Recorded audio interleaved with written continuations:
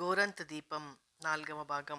3వ భాగంలో మోహన్ శేషు ఉద్యోగం పోయేలా చేస్తాడు. దాంతో శేషు దిగాలు పడిపోతాడు. కానీ భార్య ఉద్యోగం చేయడానికి అంగీకరిస్తాడు. ఇంతలో శేషు బ్యాడ్మింటన్ ఆటకని ఊరు నుంచి పంపించేయాలని ప్రయత్నిస్తాడు. కథ కొనసాగుతుంది. ఆదినారాయణ అండ్ కో దర్బారు బంగళా ఆరుబయట పెట్టాడు. అలల చిరు చలిగాలిలో చెట్ల నీడన శృంగార రసంగా ఆ ప్రాంతాన్ని మార్చుకుని పేకాడుతున్నారు. వనజ ఆదినారాయణ ఉత్సాహానికి పతాకంలాగా ఉంది. పేకాడుతున్న ఆదినారాయణ చూపంతా పద్మ ఎప్పుడొస్తుందా అని ఇంటికేసే తిరుగుతోంది. పద్మ ఆఫీస్ నుంచి వచ్చింది. ఇంట్లోకి వెళ్తూ చెట్టు కింద దర్బారు చూసి లోపలికి వెళ్ళింది. పద్మని చూడగానే మోహన్ వనజకి సైగ చేశాడు.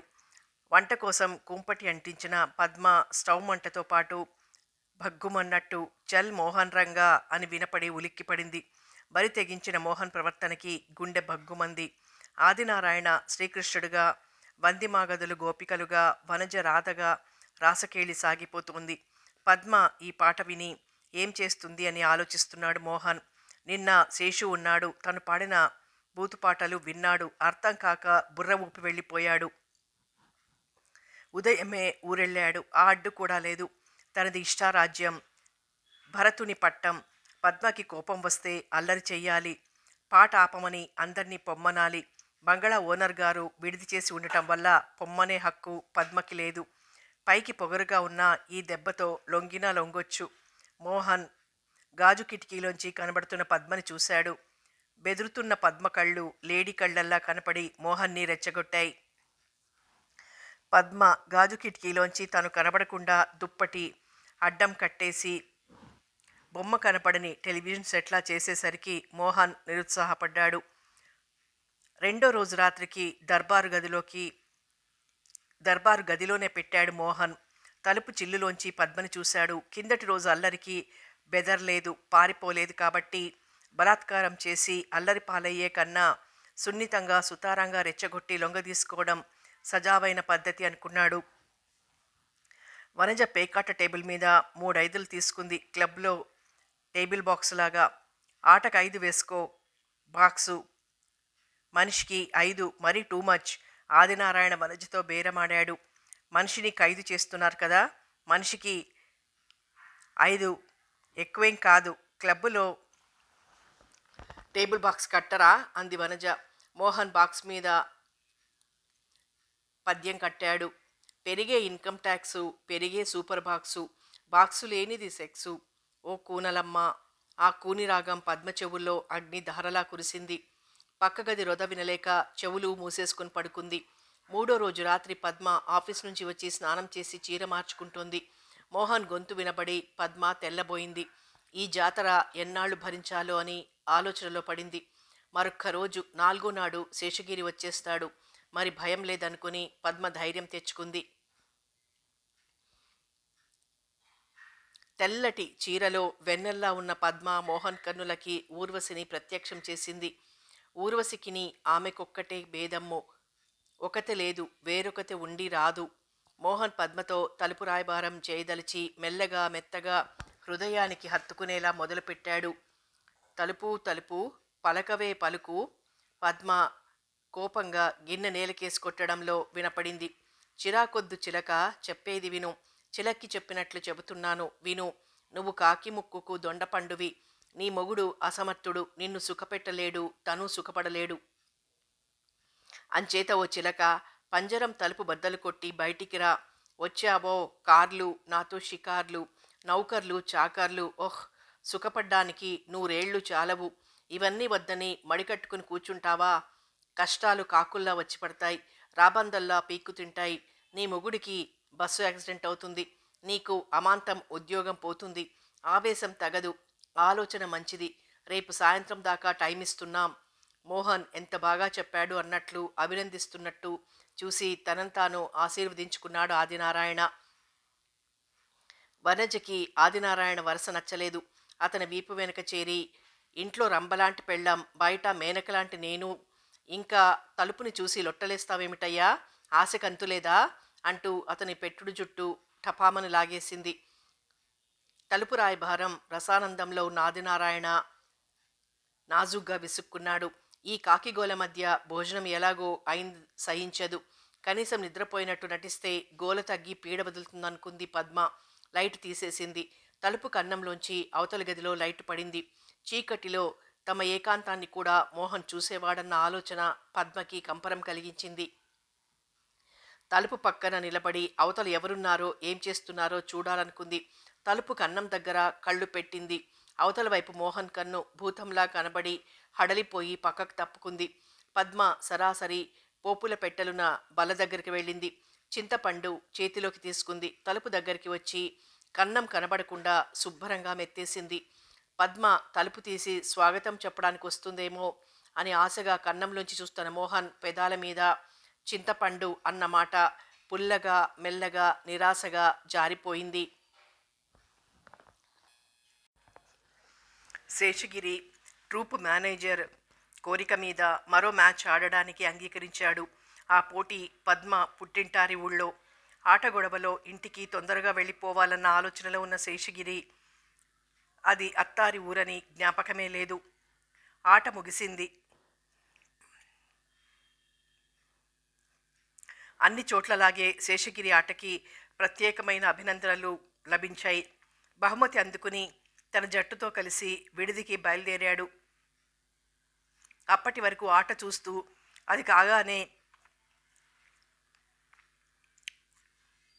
ఇంటికొస్తాడని ఎదురు చూస్తున్న పద్మ చెల్లెలు రాధ ఇక లాభం లేదని బావా బావా అని బిగ్గరగా పిలిచింది.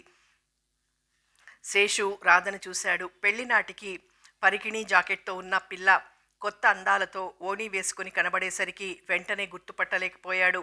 నువ్వా ఇక్కడెందుకున్నావు? బావ మతిమరుపుకి మరదలికి నవ్వొచ్చింది. ఇది మా ఊరు అంది. శేషగిరికి అప్పటికి గుర్తొచ్చింది. ఈ మతిమరుపు బావ అక్కని ఎక్కడో మర్చిపోయి రాలేదు కదా అని అనుమానం వచ్చింది రాధకి. ఉత్తరమైనా రాలేదేం? అక్కని తీసుకురాలేదా?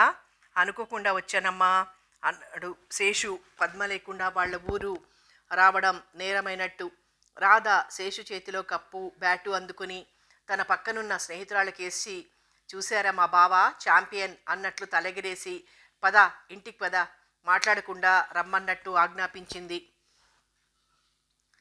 పెళ్ళయ్యాక తొలిసారి అత్తారింటికి వస్తున్న శేషు పరిసరాల్ని కొత్తగా చూస్తూ వచ్చాడు. పచ్చటి చెట్లు ఆప్యాయంగా పలకరిస్తున్న చల్లని గాలి శేషుకి 5 రోజుల శ్రమ క్షణంలో పోయేట్లు చేశాయి. దెయ్యాలున్నట్లుండే తమ బంగళా గుర్తొచ్చింది. పాపం పద్మ ఇలాంటి చోట ఉండబట్టే బంగళా వెళ్ళిన మొదటి రోజునే బెదిరిపోయింది అనుకున్నాడు. రాధ దోవ పొడుగున అక్క గురించి వేసిన ప్రశ్నే వేస్తూ ఏ జవాబు సరిగ్గా చెప్పని బావకేసి వింతగా చూస్తూ ఇంటికొచ్చింది. దోవంతా ప్రశ్నలు అడుగుతూ నెమ్మదిగా వచ్చిన రాధ ఇల్లు చేరువ కాగానే శేషుని వదిలేసి ఒక్క పరుగు తీసింది. నాన్నా బావొచ్చాడు. రాధ కేకకి సీతారామయ్య దేవుడే ఇంటికి నడిచొచ్చినంత సంబరపడిపోయాడు. రాధ కన్నా మిక్కిలి ఆనందంతో ఉక్కిరి బిక్కిరయ్యాడు. అరే ఏవోయ్ అని భార్య కోసం లోపలికో కేక పెట్టి ఓరే రాజు సూరిగా అని మర్యాదలు చేయటానికి పాలేళ్లను పిలిచాడు. రావోయ్ శేషు అంతా బావున్నారా? సీతారామయ్య అమ్మాయి పెళ్లినాటి ఎదుర్కోలాగా శేషుకి ఎదురొచ్చి మరీ అడిగాడు. ఒక పాలేరు కాళ్ళకి నీళ్ళిచ్చాడు. మరో పాలేరు తుండు చేతికి అందించాడు. బావుండదని ఊరుకున్నాడు. కానీ మళ్ళీ అల్లుడి కాళ్ళు కడగాలన్నంత ఉద్రేకంగా ఉన్నాడు సీతారామయ్య. అక్కడ రాజమర్యాదలకి నేనేనా అనిపించింది శేషుకి. ఇలాంటి మర్యాదలు పెద్ద పెద్ద హోటళ్లలో మోహన్కి జరుగుతాయి. కాకపోతే అక్కడ పైసల కోసం పెదవుల నవ్వుల పూతలు, ఇక్కడ ఏ స్వార్థం లేని ఆత్మీయత పరిమళాలు. ఉత్తరమన్నా రాసావు కాదు, అమ్మాయిని కూడా తీసుకొస్తే బాగుండేదన్న అభిప్రాయం వెలిబుచ్చి ఏమో వాళ్ళకేం ఇబ్బందులున్నాయో అని సగంలో ఆగిపోయాడు సీతారామయ్య. అనుకోని ప్రయాణమండి శేషు వినయంగా చెప్పాడు. మా అమ్మాయి గారు బావున్నారా అల్లుడు గారు? గుండె నిండా తొణికిసలాడే అభిమానంతో అడిగాడు పాలేరు. పద్మ క్షేమ సమాచారాల కోసం ఎందరు తల్లడిల్లిపోతున్నారో అర్థమై ఆశ్చర్యపడ్డాడు శేషు. జానకమ్మ లోపల నుంచి వచ్చి శేషుని చూసింది. కూతుర్ని కూడా చూసిన ఆనందం ఆవిడ ముఖంలో కళకళలాడింది. ఏం నాయనా అంతా బావున్నారా? ఉత్తరమన్నా రాసావు కాదు, అమ్మాయిని కూడా తీసుకొస్తే తల్లి మాట పూర్తి కాకముందే రాధ పక్కున నవ్వేసింది. అదేమిటే ఆ నవ్వు? అర్థం కాక అడిగింది జానకమ్మ. ఇద్దరూ ఒక్కలాగే అడిగారు, అరిగిపోయిన గ్రామ్ఫోన్ సెట్లలాగా. నలుగురి నవ్వుల్లో వాతావరణం మనసులో హాయిగా తాకే కమ్మని చల్లని చిరుగాలిగా మారిపోయింది. అదా, అనుకోకుండా బయలుదేరట్ట పాపం, అల్లుడి తరపున బదులు చెప్పాడు సీతారామయ్య. శేషు సీతారామయ్య భోజనాలు చేస్తున్నారు. రాధ శేషు పక్కనే కూర్చుని విసనకర్రతో విసురుతోంది. జానకమ్మ 1కి 10 సార్లు కనుక్కుని అల్లుడికి వడ్డన చేస్తోంది. జానకమ్మ వడ్డనలో పద్మ ఆత్మీయత కనబడింది శేషుకి. అక్షరాల తల్లి గుణాలు పుణికిపుచ్చుకుంది పద్మ అన్న ఆలోచనలో నెయ్యికి హోల్డాన్ చెప్పడం మర్చిపోయాడు. అన్నం నేతి ముద్దైపోవటం గమనించి చాలు చాలు చాలండి అన్నాడు. కాస్త పడనీవయ్యా, పల్లెటూరు నెయ్యి జబ్బేం చెయ్యదు. జానకమ్మ తనకు అనుకున్న కోట వేసి గాని ఆపలేదు. నాకు తెలియకడుగుతాను, నువ్వంటే మొగమహారాజువి, 1,00,000 పనులుంటాయి. పద్మకి తీరుబాటే కదా, ఓ కార్డు ముక్క రాసి క్షేమం తెలపొచ్చు కదా, మేం వద్దామంటే దూరాభారమాయే. జానకమ్మ ఉత్తరం రాయని నింద కూతురు మీదే వేసింది. పెళ్ళైన ఇన్నాళ్లకు పద్మ ఒక్క ఉత్తరం కూడా రాయలేదన్న సంగతి వినేసరికి శేషుకి నోట మాట రాలేదు.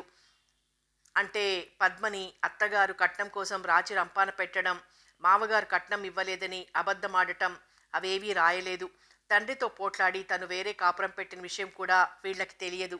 తనకి ఉద్యోగం పోవటం, పద్మ ఉద్యోగం చెయ్యటం, నేతికి మజ్జిగకి కూడా కటకట పడుతూ కాపురం చెయ్యటం, ఇవేవి శేషుకి ముద్ద మింగుడు పడలేదు. ఉత్తరం రాయలేదా అండి అన్నాడు. అబ్బే, మీ ఇంటికి చేరాక రాసిందొక్కటే, నాటికి నేటికి అదొక్కటే, కూతురి మీద కోపంతో చెప్పింది జానకమ్మ. అలాగా, శేషుకి ఏమనాలో తెలియలేదు. భార్యాభర్తల మధ్య భేదాభిప్రాయం వస్తుందేమో. శేషుకి సర్ది చెప్పడం మంచిదనిపించింది సీతారామయ్యకి. ఏం రాస్తుంది? కులాసా కులాసా అని రామకోటి రాయాలా? ఇబ్బందులుంటే రాస్తారు, పిచ్చిదానా. పిల్లనిచ్చేటప్పుడు అది కులాసాగా ఉండే చోటుకే ఇస్తాం. అసలు ఇచ్చాక ఓ అయ్య చేతిలో పెట్టాక అది వాళ్ల పిల్లే తప్ప మన పిల్ల కాదు. పై ఊరు కాదు, పక్కింటితో బియ్యమందినా అడిగితే తప్ప మనం వాళ్ళ బతుకుల్లో జోక్యం చేసుకోకూడదు. అది నా మతం. అన్నం తింటూ ఎవరన్నా వింటున్నారో లేదో కూడా చూడకుండా సుదీర్ఘంగా చెప్పాడు సీతారామయ్య. శేషుకి తల తిరిగిపోయింది. పద్మ ఎంత గుట్టుగల మనిషి. తన సంసార విషయాలు తల్లిదండ్రులకు కూడా తెలియనివ్వటం లేదన్న ఆలోచనతో పాటు మామగారి మాటలు మతి పోగొట్టాయి. ఆయనకి తన మీద ఉన్న గురి, గౌరవం, తన కుటుంబం మీద ఉన్న నమ్మకం అంత పొడుగు మనిషిని మరుగుజ్జును చేశాయి. అన్నం సహించలేదు. జానకమ్మకి భర్త మాటలు రుచించలేదు. మీరు మీ మతాలు నాకేం తెలుస్తాయి, తల్లి ప్రాణం గనక. వాక్యం పూర్తి చెయ్యనివ్వలేదు సీతారామయ్య. తల్లి, తండ్రి, దైవం అన్నీ అల్లుడే అని చెప్పాను కదా. తనకు అర్హత లేని పదాలు వినబడటంతో పాటు పర్వతాల్లాంటి బాధ్యతలు నెత్తిమీద పడుతున్నట్లు అనిపించింది శేషుకి. వచ్చే ముందు నిష్ఠూరంగా మాట్లాడి పద్మ మనసు ఎంత నొప్పించానా అనుకున్నాడు. ఆలోచనల్లో శేషుకి పొరబోయింది. మంచినీళ్లు తాగాడు. అక్క తలుచుకుంటోంది అంది రాధ. 100 ఏళ్ల ఆయుష్ అంది జానకమ్మ. అక్క బావని అంత అర్జెంటుగా భోజనాలప్పుడు తలుచుకోవటం రాధకి నచ్చలేదు. నువ్వు ఊరొదిలి వారం కాలేదు తలుచుకుంది. మమ్మల్ని తనొదిలి 6 నెలలైంది. నాకొక్కసారి కూడా పొరపారలేదు అంది. సీతారామయ్య చిరునవ్వుతూ చెప్పాడు. రేపు పెళ్ళైతే నువ్వు అంతేనే తల్లి. హఠాత్తుగా ఆయనకి అల్లుడి ఇంటి విషయాలు గుర్తొచ్చాయి. శేషు, మీ చెల్లాయికి సంబంధాలు చూస్తున్నారా? ఆ బాధ్యత కూడా తనదేనన్న జ్ఞానం లేశం కూడా లేని శేషుకి ఏం మాట్లాడాలో తెలియలేదు. సంబంధాల ప్రస్తావన వచ్చేసరికి రాధ పెళ్లి గుర్తొచ్చింది జానకమ్మకి. బాబు, అమ్మాయితో పాటు మా రాధమ్మకు కూడా సంబంధం చూద్దు. బాధ్యతల బరువు కాస్త ఊపిరి సలిపినట్లయి రాధకేసి చూసి, చూడమంటావా అన్నట్టు తలెగరేశాడు శేషు. చూసేవలే మహా అన్నట్టు రాధ మూతి 3 వంకర్లు తిప్పింది. మీ అమ్మగారు నాన్నగారు మంచివారు కాబట్టి 10,000తో సరిపెట్టుకున్నారు. ఇప్పుడు దీనికి 20,000 అడుగుతున్నారు. కాస్త నువ్వే ఓపిక పట్టి మంచి సంబంధం చూడాలి. అల్లుడైనా కొడుకైనా మాకు నువ్వే కదా, జానకమ్మ పెరుగు వడ్డిస్తూ చెప్పింది. మావగారు తన తండ్రికి 10,000 కట్నం ఇచ్చిన మాట ఖాయమని తేలిపోవటంతో పాటు అల్లుడైన తనని ఇంటికి పెద్ద కొడుకన్నంత ఆప్యాయత తోడు పెట్టిన పెరుగు వడ్డిస్తున్న అత్తగారి ముఖం చూడలేకపోయాడు శేషు. ఆలోచనల్లోంచి తేరుకునేసరికి తను 10 రోజుల పాటు తినే పెరుగు కంచంలో కనబడింది. చాలు చాలు అని కంగారు పడ్డాడు.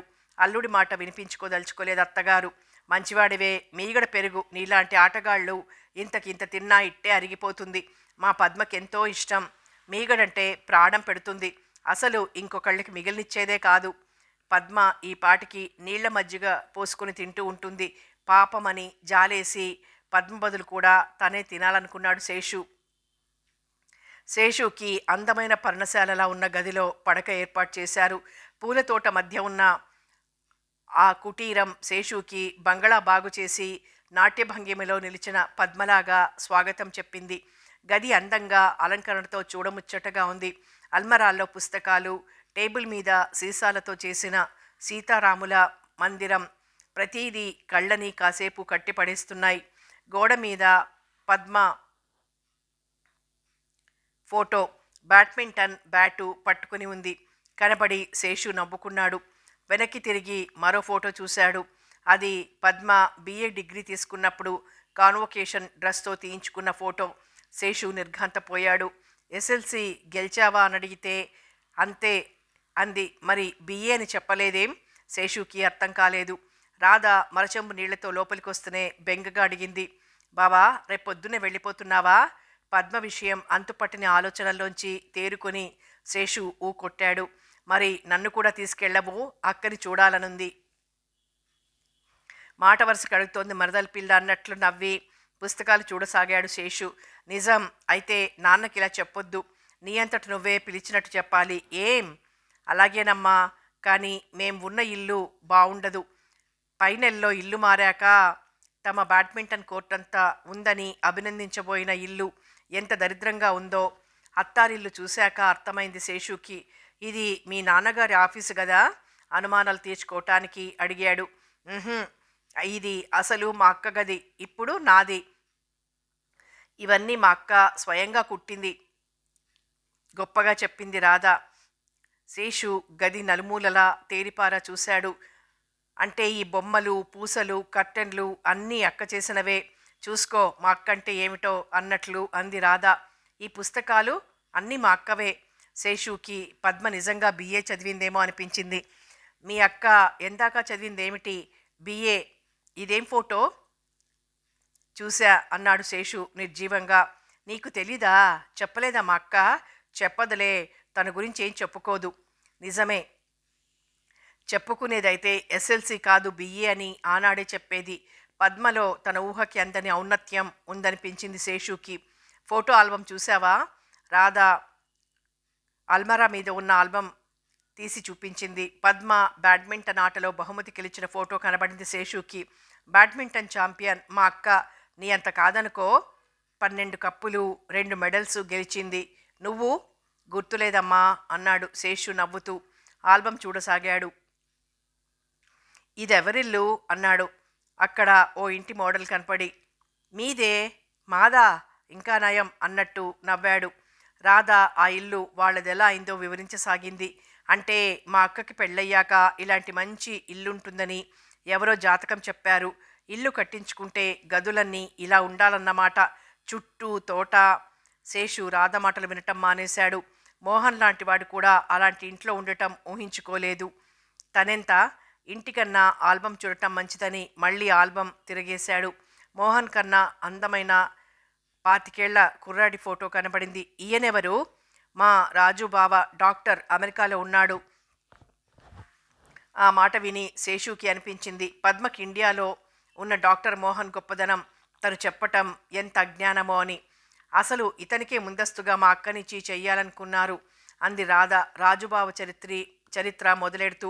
వయసొచ్చిన పిల్ల బావగదిలో రాత్రివేళ అంతసేపు ఉండటం క్షేమం కాదని ఆలోచించిన జానకమ్మ, రాధా పొద్దుపోయింది రామ్మా అని కేక పెట్టింది. వస్తున్నా విసుగ్గా చెప్పింది రాధ. మరి రాజుబావకి ఎందుకని పద్మనిచ్చి పెళ్లి చేయలేదో తేల్చుకోవాలనుకున్నాడు శేషు. ఇంతలోనే ఆ బావ అమెరికా దొరసానమ్మని పెళ్లాడేశాడు. అప్పుడు మాకీ ఛాంపియన్ బావ దొరికాడు. నవ్వుతూ శేషు భుజం తట్టింది రాధ. దురదృష్టవంతురాలు పద్మ అనిపించింది శేషుకి. ఆల్బమ్ పేజీలు ముందుకు తిప్పాడు. తను badminton star of India cup గెలిచి అప్పటి ఫోటో పేపర్ కటింగ్ ఆల్బంలో అతికించి కనబడింది. ఆశ్చర్యం వేసింది. ఇదేమిటి, నీకు తెలీదా? మా అక్క నీకు పెద్ద ఫ్యాన్. బ్యాడ్మింటన్ నువ్వెన్ని చోట్ల ఆడావో, ఎన్ని కప్పులు గెలిచావో అన్నీ తెలుసు. నీ బొమ్మలు చాలా కత్తరించి దాచుకుంది. రాధ చెప్పిన మాటలు శేషుకి ఆనందం కలిగించాయి. చెవుల్లో అమృతం పోశాయి. అదృష్టవంతుడు తాను అనుకున్నాడు. అమెరికా వెళ్ళిన డాక్టర్ని చేసుకునే అర్హత గల పద్మావతి బిఏ, ఏ అర్హత లేని తనని పెళ్లాడింది. శేషుకి ఒక్క క్షణం గర్వం కలిగి అలాగా అన్నాడు. రాధా, రమ్మంటే నీకు కాదు, బావని నిద్రపోనీవా? రాధ అక్కడే ఉంటే అల్లుడికి నిద్ర పట్టదని ఊహించి మరో కేక పెట్టింది జానకమ్మ. వస్తున్నా, గుడ్ నైట్ బావా, లైట్ ఆర్పేస్తున్నా, రేపు మర్చిపోకే అని తన ప్రయాణం తన వరకు ఖాయం చేసి తలుపు దగ్గరగా వేసి వెళ్ళిపోయింది రాధ. శేషు ఆల్బం పేజీలు వెనక్కి తిరిగేశాడు. అమెరికా రాజు ఫోటోతో అసంతృప్తి ఒక కంట, తన ఫోటోతో సంతోషం ఒక కంట చోటు చేసుకుని నిద్రకి దూరం చేశాయి. ఈ క్షణాన పద్మ ఏం చేస్తోందో కనబడితే బావుణ్ణు అన్న ఆలోచన వచ్చింది. పద్మ, నువ్వెంత గొప్పదానివి, నువ్వు నా పెళ్ళానివి కావటం నా అదృష్టం. అలాంటి అదృష్టం ప్రపంచంలో ఎవరికీ దక్కదు అని తక్షణం చెప్పేస్తే ఎంత బావుండును. కానీ తెల్లారేదాకా ఆగాలి, ఎంతో దూరం ప్రయాణం చెయ్యాలి, పద్మ కనబడాలి, తను చెప్పాలి. అంతవరకు కలలే. శేషు కలల్లోకి జారిపోయాడు.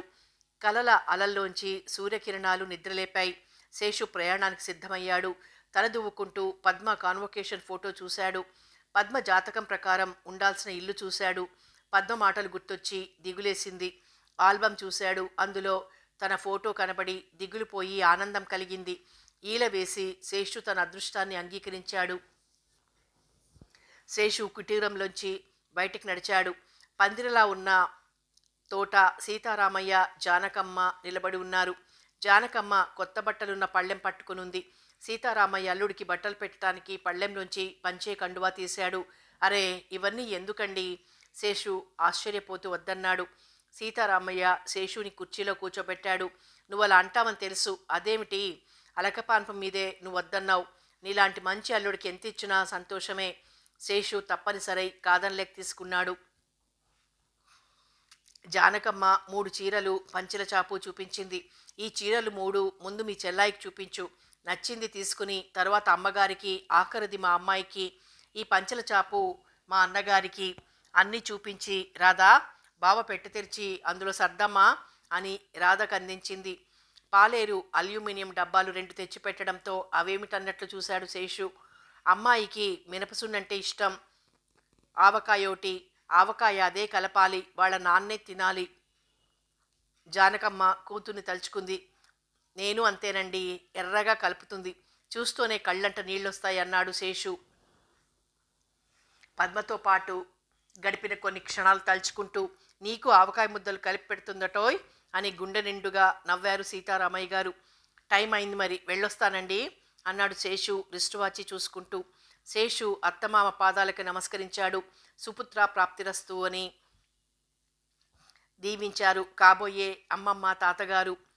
రాధ తన బట్టల సంచి పట్టుకుని పరుగున వచ్చి బావ చెయ్యిగిల్లింది. రాత్రి మాట ఏం చేశావన్నట్లు. సీతారామయ్య గారు కనిపెట్టి రాధని దగ్గరకు తీసుకున్నాడు. ఇప్పుడు వద్దమ్మా, మనిద్దరం పెద్ద పండక్కి ముందెళ్ళి అక్కని, బావని, వదిన్ని అందరినీ తీసుకొద్దాం కూతుర్ని బుజ్జగిస్తూ చెప్పాడు సీతారామయ్య. శేషు 4 అడుగులు వేసి వెనక్కి చూశాడు. అత్తమామలు పార్వతీ పరమేశ్వరుల్లా కనబడ్డారు. అత్తారిల్లు బొమ్మరిల్లులా ముచ్చటగా కనబడింది. నేను ఇంటికి అల్లుణ్ణా అనిపించింది క్షణకాలం. నేను ఇంటికి అల్లుణ్ణి అన్న అహంకారం వచ్చింది మరుక్షణం. వస్తానండి, పదే పదే అత్తింటికి రావాలన్న కోరిక శేషు గొంతులో ధ్వనించింది. మంచిది నాయనా, అమ్మగారిని నాన్నగారిని అడిగానని చెప్పు, జానకమ్మ అల్లుడికి స్పష్టంగా వినబడేలా చెప్పింది. పద్మని వెంటనే చూడాలన్న కోరిక, మోహన్కి ఎలా రుణం తీర్చుకోవాలో తెలియని కృతజ్ఞత శేషుని ఇంటికి చేరటానికి తొందర పెట్టాయి. ఆదినారాయణ దర్బారులో విషాద ఛాయలతో పాటు నిషాద ఛాయలు అలుముకున్నాయి. కోలాహలం లాంటి వనజ కానీ, సమ్మోహనాస్త్రం లాంటి మోహన్ కానీ, మందు అందించే బండ కానీ ఆదినారాయణకి ఆనందం కలిగించలేకపోతున్నారు.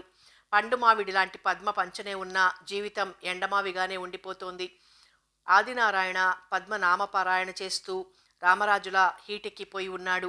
వారపలాల శాస్త్రి ఆయన చెయ్యి చూసి గీతలు భూతద్దంలో పరిశీలించాడు. రెక్కలు కట్టి గ్రహ గ్రహచరాల్ని పరిశోధించాడు. మొహంలో చిరునవ్వు వెలిగింది. గ్యారంటీ ఇవాళ రాత్రి 9:30 నుంచి 23 సంవత్సరాల 14 మాసాల దాకా రోజు నూతన స్త్రీ లాభమే. నిత్య శోభనం, పచ్చతోరణం. ఆదినారాయణకి వారపలాల మీద నమ్మకం కుదరలేదు. జ్యోత్స్యారావు చెయ్యి విసిరికొట్టాడు. నీ బొంద శోభనం పోవయ్యా, నువ్వు నీ చెత్త లెక్కలును. చూస్తుండగా 3 రాత్రులు కరిగిపోయాయి. తెల్లారితే ఆ పైలవాన్గాడు దిగుతాడు. తర్వాత అందరం సంతాప సభ పెట్టుకుని ఏడవాలి. No problem. Good evening Shobhanadri garu. Mohan గొంతు, శోభన శబ్దం ఆదినారాయణకి కామవర్ధిని లేహ్యంలా రుచికరంగా కనబడ్డాయి. పళ్ళెంలో పూలు పళ్ళు పెట్టుకుని పెళ్లి కొడుకుని శోభనం గదిలోకి పంపే పెద్ద ముత్తైదువులా వచ్చాడు మోహన్. పెళ్లి కొడుకు బుగ్గ పుణికి, రతిరాజకుమార గుడ్ లక్ అన్నాడు. చంపవయ్యా చెప్పక. ఆదినారాయణ సస్పెన్స్ భరించలేకపోయాడు. వనజ, నీదే ఆలస్యం. మంచం మీద శృంగార తారలా శయనించి ఉన్న వనజ కేసు చూశాడు మోహన్. గాలి బెలూన్లా ఉత్సాహం ఎగిరిపోయింది ఆదినారాయణకి. ఇదా స్త్రీలాభం అన్నాడు. రోజు ఉండే ఆడది లాభం ఎలా అవుతుందన్నట్టు. ఆ మాటకి శృంగార నావకి కోపం వచ్చింది. ఓడదాటాక బోడిమల్లయ్య అన్నట్ట అంది వనజ. మితభాషి వెర్రిపిల్ల అయిన వనజ కార్యవాది కావాలే గాని కోపం తెచ్చుకోకూడదనిపించి మోహన్ ఆమె సరసన చేరాడు. పూల పళ్ళెం వనజ పొట్ట మీద పెట్టి, వనజ, బీ ఎస్పోర్ట్. అసూయపడే కర్మ నీకేమిటి? నీకు నువ్వే సాటి. వెళ్ళి ఈ పూలు పళ్ళు ఇచ్చి ఆవిడ్ని పేరంటానికి పిలు అన్నాడు. రాయబారాలెప్పుడు చేసి ఎరగని వనజ అమ్మో అంది. ఆదినారాయణకి మోహన్ ప్రయత్నం అర్థం కాకపోగా అసందర్భంగా కూడా కనపడింది. కుర్చీలోంచి లేచి మంచం మీదికి చేరాడు. నీకేం మతిపోయిందా? పట్టపగలు చేయి పెట్టుకుని లాగితే దిక్కులేదు. అమాసనాడు కన్ను కొట్టాడట. ఇన్నాళ్ళు నీ నిర్వాకమైంది, ఇప్పుడు ఈవిడ రాయబారమా అన్నాడు. మోహన్ పిచ్చివాడా అన్నట్టు నవ్వాడు. నిన్న అచ్చ తెలుగులో పచ్చిగా వార్నింగ్ ఇచ్చాం కదా, భయమేస్తే పారిపోవాలి, లేకపోతే సాయం తెచ్చుకోవాలి, ఇష్టం లేకపోతే అల్లరి చెయ్యాలి. అదేం లేదు సరికదా. హాయిగా భోంచేసి కూర్చుంది అంటే పిలుపు కోసం రెడీ కదా. ఇంకా పిలుపేంటి? మన సంగతి తెలుసు కదా. ఆదినారాయణ తొందరపడిపోయాడు. పిలవకుండా పద్మ రావటానికి తనకేం అభ్యంతరం లేదన్నట్లు. స్వామి, 1171 కేసులు చూశారు. ఆ పాటి గ్రహించలేరా? ఎవత్తైనా పిలవకుండా వస్తుందా? కాస్త తిట్టు కాస్త బెట్టు లేందే రంజు కట్టదే. అంతేనంటావా? ఆదినారాయణ చల్లబడ్డాడు. వనజ, పని రైట్ చేసుకొస్తే నీకు నెక్లెస్ కొనిస్తాను. మోహన్ వనజ కాస పెట్టాడు. వనజ విసుగ్గా అయిష్టంగా లేచింది. చివరి మాట వినబడి ఆదినారాయణ ఉలిక్కిపడ్డాడు. అత్త సొమ్ము అల్లుడు దానమిచ్చాట అని కసిరాడు. నో ప్రాబ్లం, అది నీ సొమ్ము కాదుగా అన్నట్టు మోహన్ చిరునవ్వు నవ్వాడు. పద్మ గోడవారగా ముడుచుకొని కూర్చొని పుస్తకం చదువుకుంటోంది. పక్క గదిలో కవిత మృత్యుకెరటం హోరు లేకపోయేసరికి ప్రాణం హాయిగా ఉందనిపించింది. తలుపు చప్పుడు వినపడి లేచింది. ఎవరు? నా పేరు వనజాక్షి. గొంతు విని పద్మ ధైర్యంగా తలుపు తీసింది. ఇవిమ్మన్నారు. తలుపు తోసుకుని లోపలికి రాబోయింది వనజ. పద్మ వనజని లోపలికి రానివ్వకుండా ఆపి, ఎవరు అంది. అక్కడికి రమ్మన్నారు. రమ్మన్నది ఎవరో చెప్పకుండా ఆహ్వానం అందించింది వనజ. వనజాక్షి చేతిలో పళ్ళెం ఉంది. పువ్వులు పళ్ళు, వాటి మధ్య 10 రూపాయల నోట్ల కట్టలు ఉన్నాయి. పద్మ వాటిని చూసింది. సంగతి అర్థమై ఒళ్ళు మండిపోయింది. వనజాక్షిని ఒక్క తోపు తోసి మొహం పగిలేలా తలుపేసింది. ఇలా జరుగుతుందని ఊహించిన వనజాక్షికి అవమానంతో పాటు ఉడుకుమొత్తనం వచ్చింది. ఎంత పొగరే నీకు! మంచి మర్యాద లేదు. సాటి ఆడదాన్ని మెడపట్టి గెంటుతావా? డబ్బు జాగ్రత్త పెట్టుకుని పళ్ళెం విసిరికొట్టింది వనజ. నోరారా తిట్టుకుంటూ రుసరుసలాడుతూ లోపలికి వస్తున్న వనజ పరిస్థితి దర్బార్లో పెద్ద మనుషులకు అర్థం కాలేదు. రేపు నాకు దొరకవా? దవడ బద్దలు కొట్టేస్తాను, నెత్తురు తాగేస్తాను. సీత మీద కోపం వచ్చిన శూర్పణకల కేకలు పెట్టింది వనజ. ఎదురుగా వెర్రిమొహాలు వేసుకుని చూస్తున్న ఆదినారాయణ మోహన్లని చూసేసరికి వనజకి కోపం ఏడుపుతో పెనవేసుకుపోయింది. సచ్చినాళ్ళు నన్ను డాఫర్ని చేశారు. చెప్పు తీసి కొట్టిందది. ఆడతనం అసూయగా ఆగ్రహంగా మారింది వనజకి. మంచం మీద పడి వెక్కెక్కి ఏడవసాగింది. ఆదినారాయణకి మోహన్కి ఏం చెయ్యాలో పాలు పోలేదు. పాలు పోకపోతే బ్రాందీ పోతుంది కదా అని సంతాప సభ మందుతో ముగించబోతున్నట్లు గ్లాసులెత్తారు. బండ ఉత్సాహంగా గ్లాసుల నిండా బ్రాందీ పోసి సోడా పోశాననుకుని పోయటం మర్చిపోయాడు. నీటుగాళ్ళిద్దరూ సోడా కలపని బ్రాందీని నీటుగా లాగేశారు. ఆదినారాయణ రాకుమారుడిలా కూర్చున్నాడు. కానీ మోహన్కి గొంతు కడుపు మండిపోయి డోకొచ్చి బయటికి పరిగెత్తాడు. బండ ఖాళీ గ్లాసులు బ్రాందీతో నింపాడు. మౌనం పాటిస్తూ మళ్ళా తాగారందరూ. ఆలోచనలో పడి ఆదినారాయణ అన్న గొంతు వినపడి గ్లాసులోంచి ముఖం పైకెత్తాడు. ఆదినారాయణ ఎదురుగా రాజశేఖరం, సాక్షాత్తు శేషగిరి తండ్రి. పద్మ మావగారు కనబడేసరికి కంగారు పడ్డాడు. పక్క గదిలో ఉన్న పద్మకు జరిగిన పరాభవం తెలిస్తే ఏం చేస్తాడో అని గుండె బేజారెత్తిపోయింది. రాజశేఖరం మనుషుల్ని గుర్తుపట్టే స్థితిలో లేడు. ఆత్మకథ మొదలెట్టాడు. 5 రౌండుల్లో అర బాటిల్ లాగించి సైకిల్ ఎక్కానా, వానజల్లు పడి జలుబు చేసింది. సరుకు దిగిపోయింది. మన దర్బార్లో ఓ నిబ్బు దొరకదా అని హిహిహిహి వెకిల్ నవ్వు నవ్వుతూ రోడ్డు కాంట్రాక్టర్ని లంచమడిగే R&B గుమాస్తాలా చేతులు నలుపుతూ నుంచున్నాడు. రాజశేఖరం మత్తులో ఉన్నాడు. మనుషుల్లో లేడని గ్రహించాడు ఆదినారాయణ.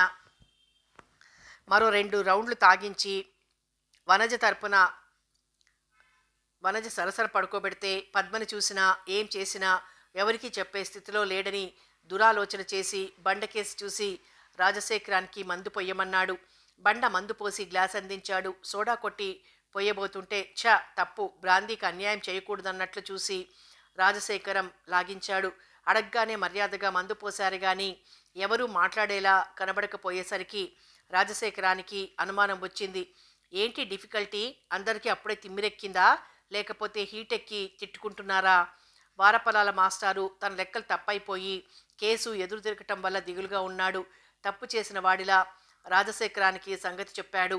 పెద్ద గడ్డు సమస్య గురూజీ. చెప్పు శిష్యాజీ. చేతిలో గ్లాసు ఉండటంతో రెట్టింపు ఉత్సాహంతో అన్నాడు రాజశేఖరం. పక్క గదిలో ఒంటరిగా ఓ పిట్టుంది. తప్పు చేద్దాం రమ్మంటే ఒప్పుకోదు. తలుపు కొడితే తీయదు. వారపలాలవాడు కేసు వివరంగా చెప్పాడు. రాజశేఖరం 2వ రౌండ్ పూర్తి చేసి గ్లాసు నేలకి జారబిడిచాడు. గ్లాసు కన్నా స్పష్టంగా నగ్నంగా ఉన్నట్టు కనబడే వనజ కేసు నడిచాడు. వనజ పక్కనే మంచం మీద కూర్చున్నాడు. శూర్పణఖ దుఃఖించే రామాయణం మధ్య ఈ పిడకల వేట ఏమిటి అన్నట్లు చిరాగ్గా చూసింది వనజ. రాజశేఖరం వనజని తలుపు కొట్టినట్లు వీపు మీద కొట్టి, కొడితే తీయనప్పుడు బద్దలు కొడితే పోలా అని తన తెలివితేటలకి తనే మురిసిపోయాడు. రాజశేఖరం చెప్పిన మాట పార్టీలో మందైపోయిన వేళ కొత్త బాటిల్ తనంతట తాను నడిచొచ్చినట్లు వినిపించింది ఆదినారాయణకి. హమ్మని అమ్మ ఐడియా అన్నాడు ఆదినారాయణ. అంత మంచి ఐడియా ఇచ్చాడు కాబట్టి ఆదినారాయణ ఇచ్చిన మందుకి రుణపడి లేనట్లు ఆనందపడ్డాడు రాజశేఖరం.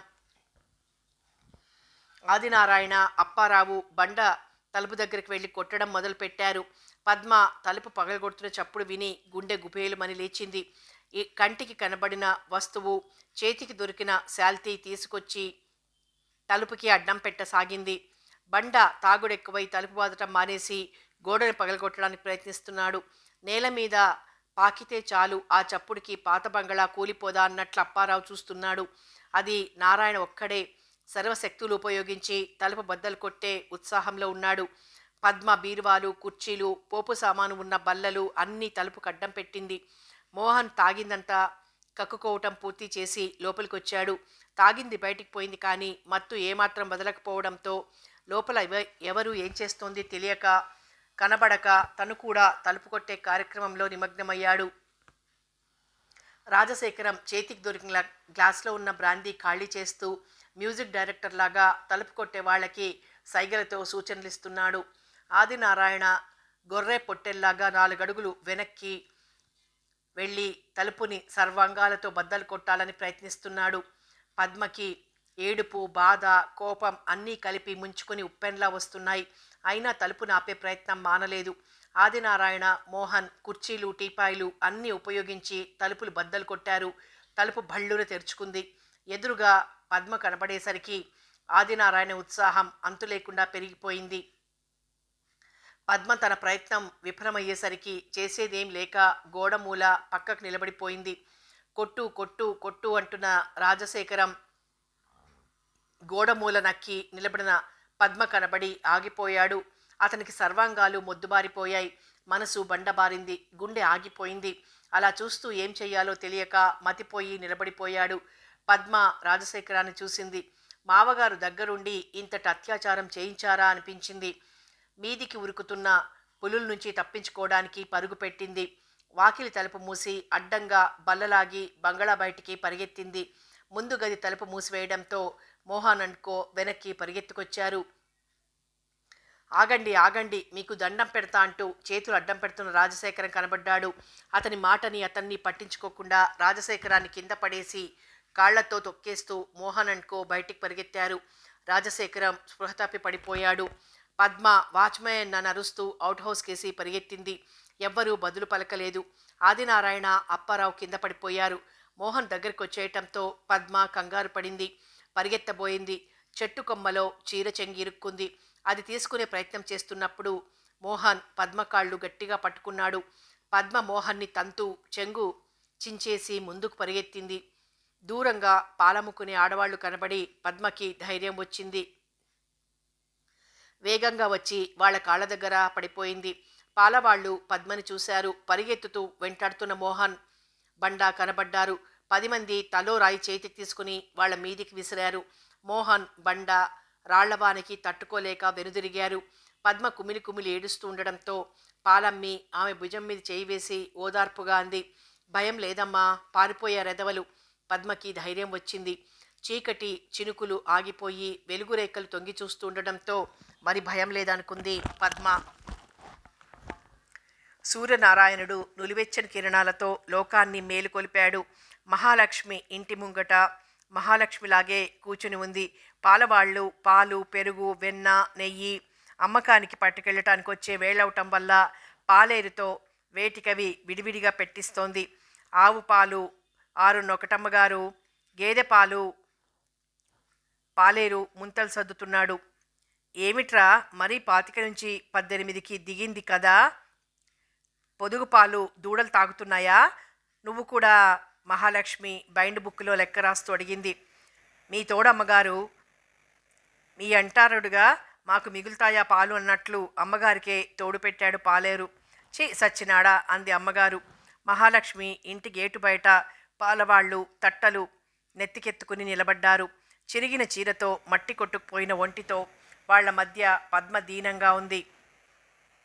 సుబ్బులు పద్మని మిగిలిన వాళ్ళని అక్కడే ఉండమని చెప్పి మహాలక్ష్మి దగ్గరకు వచ్చింది. దండాలమ్మగారు. ఏమిటేవ్ పరగడుపునే దండాలు? సొమ్ములు బకాయి మాత్రం కుదరదు. నెయ్యిది వెన్నది కావాలంటే ఆపుకో.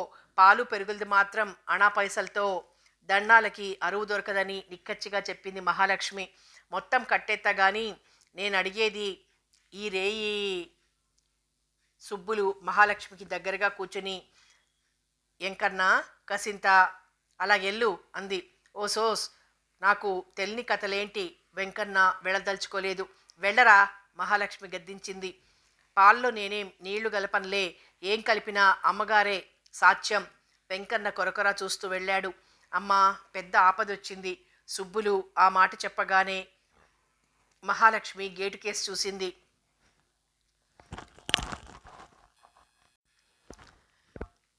పద్మని చూడగానే ఆవిడికి అర్థమైపోయింది. పరిచయం లేని చోట ఇలాంటి స్థితిలో ఉండటం పద్మకిష్టం లేదు. పైగా శేషు అవాళ వచ్చేస్తానన్నాడు. వెళ్ళి అడగొద్దని చెప్పండి. తెలియని చోట నేనుండలేను, భయంగా ఉంది. కాసేపుంటే మా వారు వచ్చేస్తారు, ఆ బంగళాకే పోతాను అంది పద్మ. భలే దానివే, ఆ ఎదవ అక్కడే కాపేసి కాటేస్తే ఒక ఆవిడ దూరం ఆలోచించి చెప్పింది. నిజమే అని నిట్టూర్చింది పద్మ. సుబ్బులు పరుగున వచ్చి పద్మని దగ్గరికి తీసుకుంది. సొమ్ములు నిక్కచ్చి గడుగుద్ది గాని ఆ తల్లి మా తల్లే, మా దొడ్డ మనసు. రామ్మారా చెబుతుంటేనే ఆయమ్మ కంట నీరు తిరిగింది. నా బిడ్డలా చూసుకుంటా తీసుకురమ్మంది. సుబ్బుల మాటలకంతా సంతోషించారు. మీరొద్దు. సుబ్బులు అందరినీ గేటు దగ్గరే ఆపి పద్మని తీసుకుని లోపలికి నడిచింది. మహాలక్ష్మి పద్మని చూసింది.